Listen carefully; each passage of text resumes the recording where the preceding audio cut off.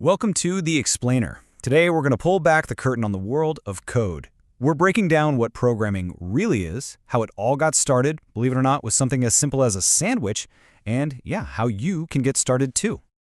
Okay, so let's just dive right in with a question to get our heads in the right space. Imagine I asked you to explain how to make a sandwich.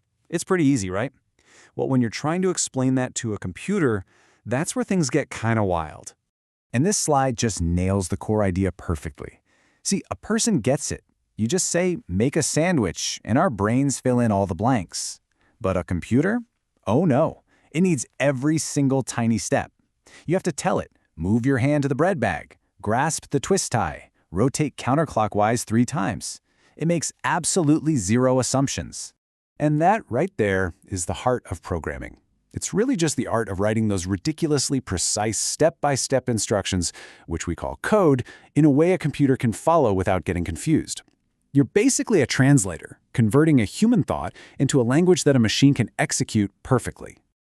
But, to really get where we are today, with AI that can practically write its own code, we have to go way, way back. I'm talking long before the first electronic computer was even a glimmer in someone's eye. So get this, the journey of programming actually starts with a machine for weaving cloth. Seriously, back in 1801, this guy, Joseph-Marie Jacquard, invents a loom that uses cards with holes punched in them. The pattern of holes was basically the program. It told the loom which threads to lift to automatically create these super complex fabric designs. It was the first time instructions were stored and fed to a machine. And that idea brings us to the first real programmer, Ada Lovelace. In the 1840s, she was working on the designs for a mechanical computer called the analytical engine.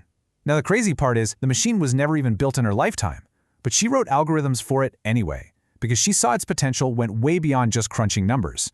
She imagined it could one day create music or art. I mean, talk about a visionary.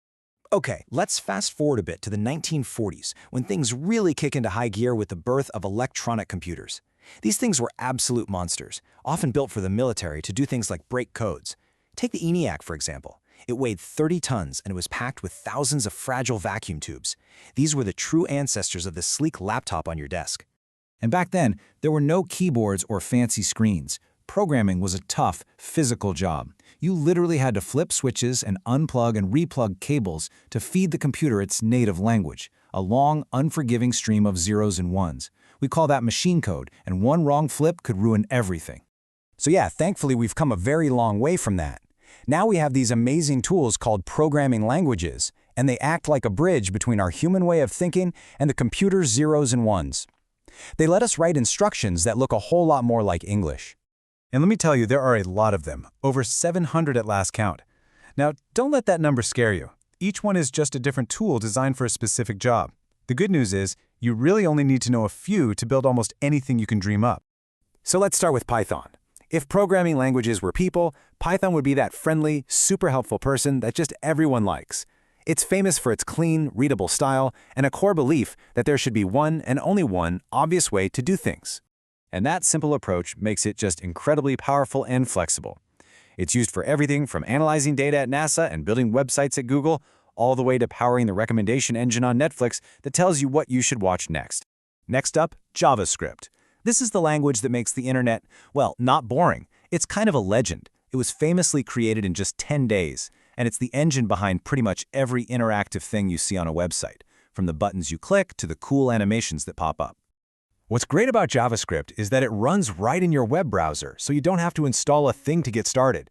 But it's grown way beyond just websites. Now it's used to build entire mobile apps, desktop software, and all the back-end logic for massive companies like Uber and PayPal. All right, now if you've ever played a big, graphically intense video game, then you felt the raw power of C++. This language is all about one thing and one thing only: speed. It gives developers total control over the computer's hardware to squeeze out every last drop of performance.